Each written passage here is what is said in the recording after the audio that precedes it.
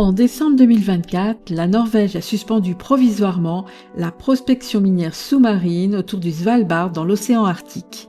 Mais ailleurs, l'exploration continue. Plusieurs États et sociétés privées, avec l'aval de l'AIFM, l'Autorité internationale des fonds marins, mènent des campagnes, notamment dans la zone pacifique de Clarion-Clipperton, à la recherche de métaux stratégiques comme le nickel, le cuivre, le manganèse ou le cobalt.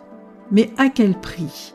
Alors que 80% des grands fonds restent inexplorés et abritent une biodiversité fragile et méconnue, 37 pays demandent un moratoire sur leur exploitation.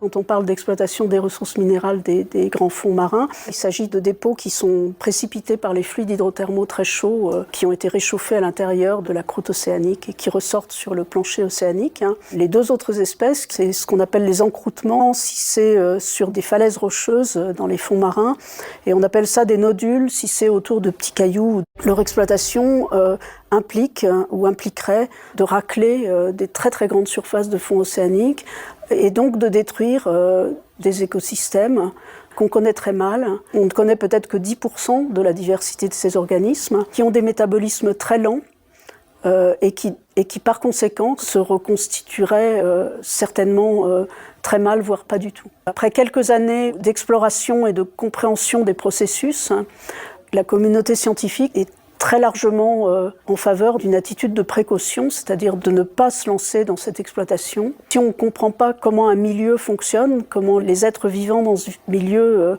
interagissent avec la matière, avec en l'occurrence la colonne d'eau, les fonds, etc., eh bien on ne comprend pas les conséquences possibles de nos actes et on n'est pas en mesure d'adapter notre comportement pour éviter d'endommager ces milieux.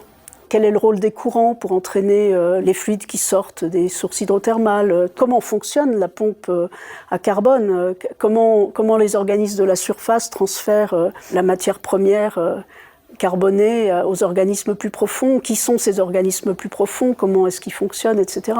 Il y a un grand nombre de questions qui sont des questions de recherche fondamentales, qui sont indispensables pour ensuite comprendre comment adapter nos comportements pour être le moins destructif possible. Et on est arrivé à la conclusion, en tout cas au niveau français, que le principe de précaution s'imposait et que donc le code minier n'était pas à l'ordre du jour, que l'ordre du jour n'était pas de réguler cette exploitation, mais que l'ordre du jour était de l'arrêter parce que les conséquences ne pourraient être que dommageables.